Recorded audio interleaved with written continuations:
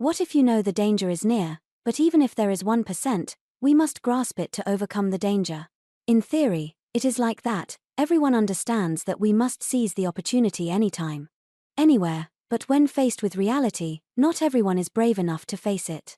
Yet this 17-year-old girl did it. Thanks to her courage, the 17-year-old girl escaped the hands of the murderer. Thanks to the trick of psychological manipulation, and quickly provided evidence to help the police catch the criminal in a spectacular way. You are following the case of Robert Bobby, the female student who escaped death thanks to being obedient to the murderer on the Thrilling Story channel. And as usual, if this story leaves an impression on you, do not hesitate to leave a like. Click to follow the channel and turn on the notification bell to update the most thrilling and classic cases. In the spring of 1984, a mysterious murder occurred in the city of Tampa, Hillsborough County, southeastern United States, and a series of similar cases followed. On Sunday, May 13, 1984, the mother took her two brothers to a park in the city, where they made an umbrella from 5 plastic bags and a small stone. A light wind lifted the umbrella high and brought with it a strong stench, making the two brothers curious and seeing a naked woman lying on the ground. They immediately went to the nearby police station to report. The police quickly arrived and sealed off the scene. The victim was a woman with her hands tied behind her back, her legs spread apart about 1 meter. Her entire body was covered with wounds and had a rope around her neck. The scene left the police feeling haunted and heartbroken. The victim's strange posture showed that the murderer wanted to attract attention. The medical examiner examined the body and found that the woman had been brutally tortured while alive. She then died from a ribbon tied around her neck. The time of death was about 3 days ago. The victim's clothes were found on the grass near the scene and there were several tire marks around the area. It was possible that the killer had left them when he drove away. The investigation team collected the tire marks and created a model to determine the size and model of the car. Because this was a dangerous case, the police paid special attention and assessed that the perpetrator was very cruel. It was possible that this was not the only case and there was a high possibility that the killer would continue to act. The important thing now was to identify her. Her name was Lana, 19 years old, from Laos, a famous dancer in the red light district of Tampa. The police initially suspected her boyfriend. But he had evidence that he was not at the scene and had no motive for the crime, so the police eliminated him as a suspect. Both the victim and the evidence at the scene were sent to the FBI laboratory. The ribbon around the victim's neck and wrists was preserved. However, after analysis, no important information was found on the ribbon. The analysis team also found several red nylon fibers that were not from clothing. The surface was shiny, possibly from a carpet. This was considered fortunate because according to the technology at that time, the fiber traces usually disappeared about 80% after 4 hours and 96% after 48 hours from the time of the incident. In addition, when comparing the tire reconstruction model and the wheel model driven by the perpetrator, it was discovered that it was of 2 brands, heavily worn, and installed upside down both inside and outside. When the police received this information, they immediately deployed forces to search for a suitable vehicle, but the area was too large to make an exact identification. 2 weeks later, also on a Sunday, the police discovered another victim in a remote rural area of Lakeland near Tampa. The victim was also found naked and covered in wounds. Her hands and neck were tied with ribbons. But this time the knots were not regular knots, but old-fashioned armor-style straps. Notably, there was a long wound on her neck and the cause of death was determined to be suffocation. The victim was a 22-year-old prostitute who had been reported missing the day before. The victim's clothes were found near the scene and in the grass, including a blue men's shirt, as well as tire tracks. The FBI lab found that the traces on the victim's shirt were identical to those in the first case. Both were red nylon trefoils. The blue shirt belonged to a plump man. There was also a strand of light brown hair on the shirt that belonged to a white man. The technician compared the tire tracks and tire model and found that they were identical to the first case. It was a handmade tire manufactured in 1984 for midsize cars. This proved that the 2 cases were committed by the same perpetrator. The serial killer appeared in this area specifically and chose a female prostitute as his target. The police immediately announced that they were looking for a white man, large in build, with brown hair, driving a midsize car and reminded people to be careful when traveling. However, The police did not mention the details of the nylon fibers and tire tracks in the notice. A week later, also on Sunday, the police received another report of a decomposed female body. This time, the victim was well dressed and did not have a ribbon tied around her neck. The victim was a 22-year-old female worker who had never worked in the red light district. 3 months later, another victim was discovered north of Salisbury near Tampa. She had been arrested for selling flowers and after being released, she disappeared without a trace. Initially, the police thought this case was not the work of a serial killer because the previous victims were not people of color. However, they discovered red nylon and white hair on the clothes, making the investigation more difficult. A week later, a team of archaeologists discovered another body while investigating northeast of Tampa. This girl had her hands and feet tied with rope and a red scarf. The victim was a 28-year-old woman who had worked as a prostitute, and the method of the killer was similar to the previous cases. Soon after, he also used the same method to kill another 22-year-old woman. In just a short period of time, there were 8 consecutive cases, but the killer was still at large. This made people worried, especially young women. However, Lisa, a 17-year-old girl, was an exception. At 12:30 a.m. on November 3rd, Lisa left the store and cycled home alone. Lisa did not care about the recent cases because she had decided to end her life when she got home and had written a suicide note. Lisa had a difficult childhood, being treated coldly by her grandmother and having an affair with a young man. Lisa was also raped by her grandmother's boyfriend many times. Lisa decided to end her life and on the way home, she found everything around her beautiful. When she passed by the church, a medium-sized red car parked on the side of the road caught her attention. There seemed to be no one in the car, but Lisa tried to ignore her curiosity and continued cycling.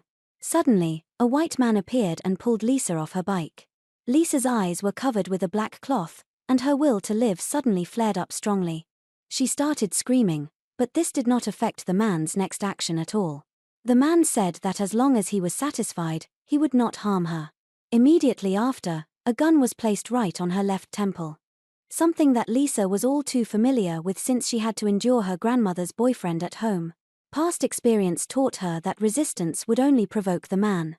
To be safe, she would temporarily listen to him.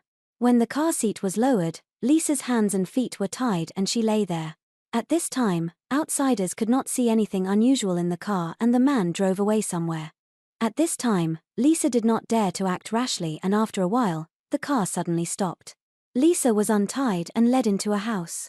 As soon as he entered the room, he played a trick on Lisa and the blindfold was slightly loose. Lisa saw clearly the face of a man, with a mole, small ears, and a crease. When she looked at this man's face, Lisa felt like her life had hit rock bottom and it was just like what she had been going through for the past 3 years. Only this time it was more terrible. Just as Lisa felt hopeless and accepted her fate, she immediately thought of her younger brother and sister. If she was no longer there, perhaps one of them would become the next victim. Lisa suddenly felt that if she didn't leave some traces to bring this man to court, there would be more girls who would be harmed like her. Lisa told the man that she needed to go to the toilet but he refused. Lisa said that if he didn't let her go, she would do it on the bed. Only then did the man accept. When she went to the toilet, Lisa tried to stay calm and left fingerprints on the mirror, toilet, and wall. And this could become evidence for the police investigation later. Lisa understood that in order to have a chance to survive, she had to manipulate the man's psychology. Only when she gained his trust could she escape. And after leaving the toilet, Lisa began to actively talk to the man. During the conversation, she learned that he divorced his wife because of emotional conflicts and then began to hate and take revenge on women. Lisa also made up a story that her father was seriously ill and she was the only one taking care of him. Lisa pretended to admire the man and proposed that she would be his girlfriend. Lisa showed him respect, making him feel like he had complete control over the situation and thinking that this 17-year-old girl was quite obedient. Lisa took each step carefully, trying to penetrate his mind because if she made a small mistake, she could lose her life. But he refused Lisa's request and couldn't keep her. And at 3 a.m. the next morning, he asked Lisa to put her clothes back on and tied a piece of cloth tightly over her eyes. While he was tying the cloth, Lisa tried to squeeze her chin so that she could loosen the cloth a little later. He led Lisa out of the house and drove away. Although Lisa knew that she wouldn't escape this fate, She still tried to remember the location. He stopped the car in the middle of the road, withdrew money from the ATM on the way. Lisa saw the Howard Johnson sign on the road and even saw the words 5G network on his car dashboard. He then drove Lisa to a deserted garage, untied her, and asked her to get out of the car. In her eyes was a giant oak tree, the light was weak through the branches and there was no one around. Lisa knelt down and cried, and surprisingly, he let her go. At 4:30 a.m., Lisa ran along the main road to her grandmother's house. Every car that passed by made her worry that the man might come back to get her. Finally, she arrived at her grandmother's house. Her grandmother's boyfriend opened the door, grabbed Lisa's hair and dragged her inside. After nearly 5 hours of torment, he kept asking where she had been. The Tampa Police Department received a report from Lisa's workplace on the day she went missing. So when Lisa returned to her grandmother's house, he called the police to report that Lisa had returned and said she had been talking and that there had been no kidnapping. The police suspected that the matter was not that simple, so they decided to investigate further. At the police station, Lisa told her story to the female police officer. However, because she was so calm and detailed, unlike someone who had just experienced an attack and life-threatening situation, the policewoman suspected that Lisa was lying. Lisa then asked to speak to another police officer. The new officer showed her daughter's picture in her wallet and promised to protect Lisa at all costs, just like how she treated her daughter. After listening to Lisa's story, the police believed her and informed the FBI. Lisa's clothes from the day of the incident were sent to the FBI lab for investigation. During the investigation, the FBI asked her if she was willing to participate in a hypnosis session to help them better understand the perpetrator's appearance. Because Lisa was only 17 years old, the hypnosis session required the consent of her family. However, her grandmother's boyfriend refused this proposal, which made the police feel strange. In the end, Lisa cried and told about the darkness and took Lisa to the Youth Protection Center. During the investigation, police discovered 2 more victims on November the 6th and 11th. They found red nylon fibers on both victims' clothes. In addition, similar red nylon fibers were extracted from Lisa's clothes. Lisa immediately recognized the killer when she saw his image. In the 6 suspect photos provided by the police, and that the man was Robert Bobby, 31 years old. The police followed Bobby for 24 hours based on the information about his home and car that Lisa provided. On November 16, Bobby entered a movie theater and several undercover officers followed him into the theater, while other officers went to the parking lot to check Bobby's car. His car was a red sedan, with 2 different tires that were heavily worn and had tread patterns similar to those found in previous cases. Through the car window, the police saw the letters 5G written on the dashboard of the car, and the floor was covered with red nylon carpet from Bobby's car, and turned it over to the fiber testing expert at the FBI lab. After comparing the collected sample with the red nylon fibers found on previous victims. After being arrested, the police asked Bobby about his previous cases, but he exercised his right to remain silent and did not answer any questions from the police. Bobby was born in 1953 in Kennever, West Virginia. His parents divorced when he was 12 years old, and he moved to Miami, Florida to live with his mother. Because of the lack of love from his father and mother, they were often away from home, so Bobby fell into a state of autism and weakness. Before he was 13 years old, Bobby slept with his mother and had an inappropriate relationship. His mother worked in a bar, wore revealing clothes, and brought her boyfriend home. From then on, Bobby felt betrayed, so he hated his mother very much. In high school, Bobby was teased by his friends because his breasts were too large. So he later had to have breast reduction surgery. Despite the surgery, Bobby still had psychological trauma from his childhood, making him self-conscious and lonely. When Bobby got married, his life gradually stabilized, but his happiness did not last long before he had a motorcycle accident and his personality changed from then on. After his wife proposed a divorce, he especially hated women and started committing crimes. Later, Bobby admitted to 8 out of 10 cases and also the kidnapping and assault of Lisa. Bobby started committing crimes in 1981. He pretended to be a salesman and attacked women living alone. The number of victims reached more than 50. Bobby's ex-wife was Cynthia. In an interview, she said that he used to be a good and attentive husband. However, after the motorcycle accident, he would drag her out to torture her. Cynthia was so abused that she had to be hospitalized for stitches. After returning home and finding Bobby sleeping on the bed, She took the shotgun in the house and aimed at Bobby Long to end everything but still hesitated to do it. Finally, Cynthia proposed a divorce. She always felt remorse and blamed herself deeply. Although she did not want to believe that her ex-husband could have done it, she believed that her previous hesitation had indirectly led to the tragic end of the unfortunate women. 11 months after the serial killer was arrested, a trial was held at the Florida Supreme Court. He was sentenced to death. In April 2019, 35 years after Bobby was arrested, the new governor of Florida, DeSantis, signed a document to execute Bobby Long in May 2019. The execution date included Lisa and the families of other victims who came to the scene to witness this devil pay for the crimes he had committed. Before the execution, Bobby, 66 years old, had the opportunity to leave a will but he refused. Then, poison was injected into his body and ended the life of this murderer.